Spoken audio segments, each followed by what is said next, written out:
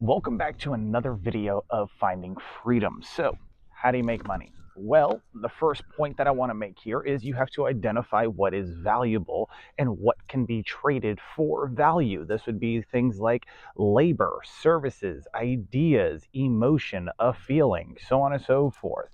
Now, why do I say those last couple things? Because labor and service and ideas are pretty much everywhere, and almost anybody could provide those three things. But let's say you're a people person, right? Well, some people would like to go into things like therapy, right? They want to make people feel felt, heard, and understood. So they study psychology and they become a therapist or a psychologist, and they're able to not only understand feelings but emotions as well and describe that to other individuals. As you can see with things that are going on online, you have stuff like BetterHelp and all these other therapy platforms out there, right? Because people don't talk anymore, right? Nobody has the time to try to hear, feel, and understand what somebody is saying, right? And those are the three main things that people want, is to be felt, heard, and understood, right? How many of you can honestly say, have you been with a significant other and it's like, oh, I hear what you're saying, but you're not listening to me, or vice versa, right? I mean, it's a commonality that, well, ripples throughout the whole society within the America as well. So, labor, services, ideas. Yes, you can get paid for ideas. What do I mean by this? Well, if you're in the marketing field, you can assist people with the growth of their business through your innovative ideas on how to, well, either market, advertise, improve the product, improve the packaging, so on and so forth, increasing perceived value and everything else. Now, this does include some services such as, well, if you have to set up marketing campaigns, if you have to create video, if you have to create images for these clients of yours, well, that's also service and or labor. But then again, you have construction workers, right? Construction workers do labor, whether you're an electrician, a plumber, so on and so forth, a mechanic. You can go into those areas, right? And then, of course, tapping on the last two again, emotion and feeling, well, you can literally hire a buddy.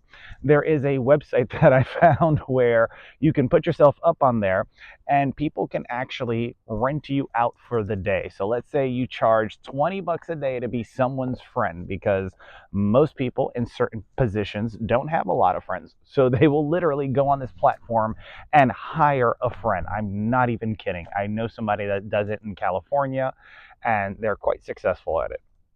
So, point number two, what do you do well that others say you're good at, right? So, what do you do well that other people say that you're good at? Because you may do something and you may think you're good at it, but other people may think not so much, right? The thing is, you have to cast a wide net, and in another video, I'll discuss what that means.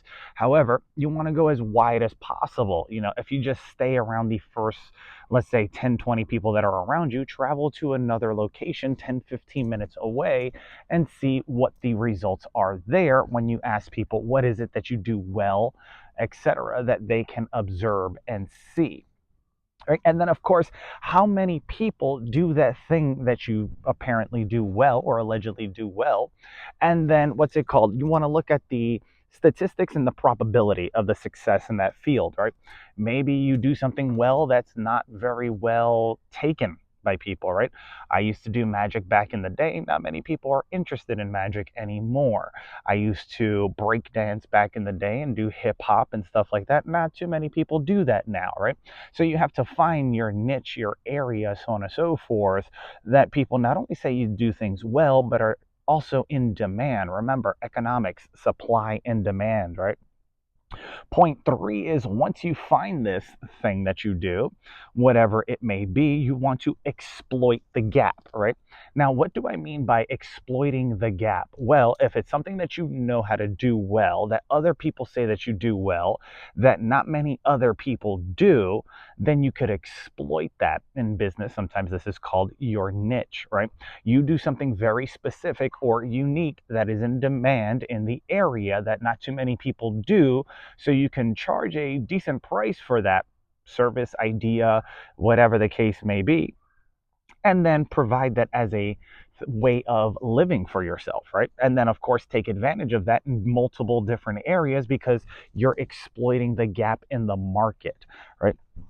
So look for the gap, right? It's the least amount of people doing that very thing that you are good at, right? If you're good at walking dogs, well, then so on and so forth. Become the next Caesar Milan in your area, right?